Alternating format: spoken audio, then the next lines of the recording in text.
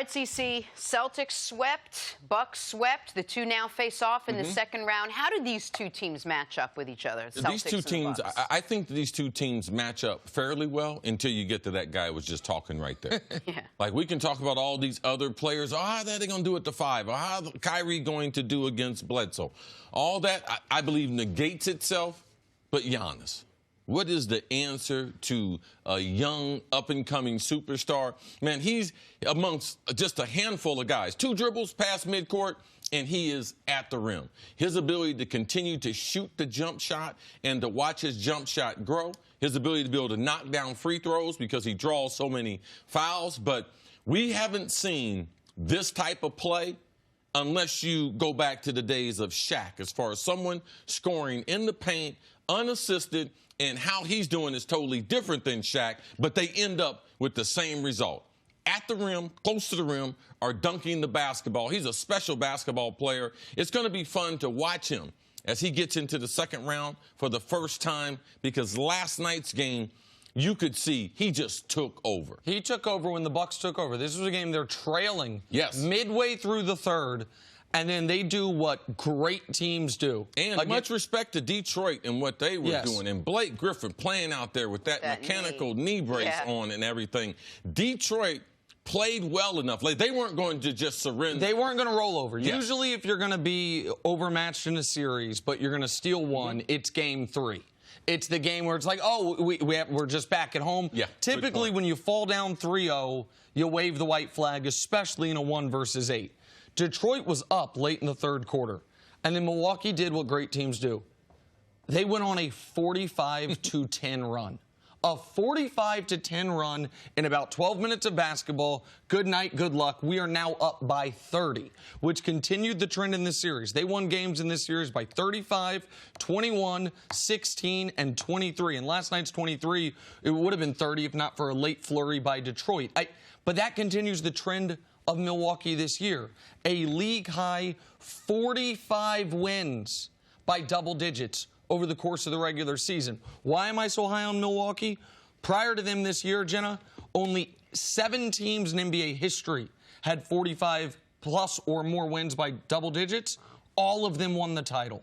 Like, if we were not living in a Kevin Durant, Steph Curry, Klay Thompson era, we would say Milwaukee is not just the heavy favorites to come out of the East, the heavy favorites to win the title, which is why I think yesterday when we talked about the Celtics series, a lot of people took my commentary as, oh, Nick's just hating on the Celtics again. It is less to do with Boston and more to do with the team that they're facing that I think is something of a juggernaut.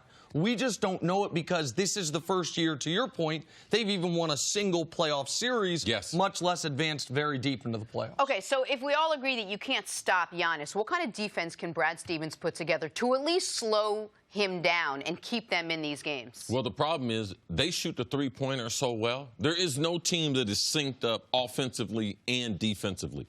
Shoot the 3 well, defend the 3 well. If Giannis draws a double team, they have 4 shooters on the court almost at all points. And Brook Lopez, I totally disagree with Mannix, who sat here yesterday, and Nick and I have been watching Brook Lopez. Man, his game is special. I mean, we were kind of puzzled. Why didn't the Lakers for only $3 million? And he's just changed his game. If people didn't see, when you say you're puzzled by Mannix yesterday said he thought Brook Lopez could be played off the court in this series. Right. That Boston could. He would be a liability. Exactly. And Nick and I don't agree with that because he's had a special season. 65% of his attempts at the field goal are beyond the 3-point line.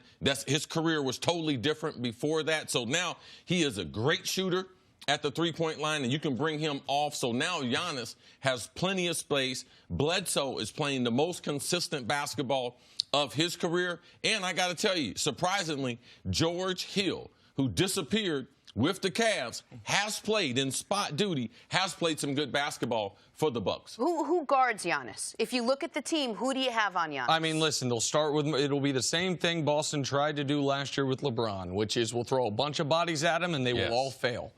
Marcus Morris will try. Jaylen Brown will try, but he is not big enough. Shemi Ojeleye will get some minutes because he's so strong, but he is not tall enough. Jason Tatum will get some minutes, but he is not thick enough. There is nobody This is why when you say, how does Boston slow down Milwaukee? If Boston is going to make this a series, they're going to have to do it through putting together two of their best offensive weeks of basketball we've seen all year. Kyrie is going to have to be 25-plus points a night. Tatum's going to have to duplicate what he did in round one where he was extraordinary.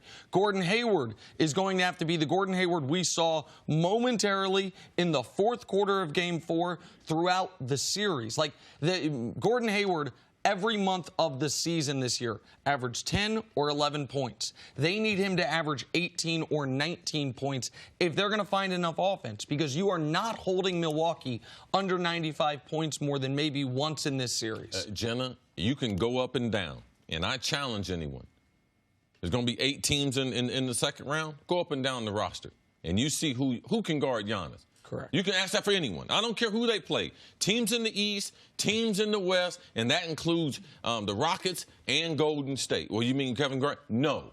This is a mismatch waiting to happen every series. This series, the finals in the East, if they make it to the NBA finals, and no matter who they are going against, there is no one in the NBA that can match up against Giannis at this point in his career. If you're going to slow Giannis down, what you need more than a great perimeter defender, what you would need is a great rim protector, because Giannis does so much of his work at the rim.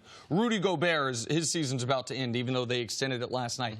A guy such as him, Joel Embiid, maybe if they were playing the conference finals, could at least at the rim give Giannis a little bit of trouble. But the Celtics don't have that guy. Right. The Celtics, it's Al Horford or it's Aaron Baines. Like, you can't, no matter how great of a perimeter defender you are, if you are going up against the league MVP or one of the MVP candidates, the offensive player almost always wins that matchup in the long run. You got to throw a bunch of bodies at him, which will mean the Bucks are going to have, in this series, an abundance of open three-pointers, of guys collapsing on Giannis, and if they miss their threes like Indiana did, then Boston have a real shot. I don't think they will, which is why I think Milwaukee's the heavy favorite. And, Nick, you also believe from a coaching standpoint that Coach Bud is really underrated in the things that he's done to be able to bring out not only Giannis's talent, but the rest of that roster. You believe people That's aren't the giving biggest him enough. difference between Milwaukee this year and last year. It's not the evolution of Giannis, it's coaching.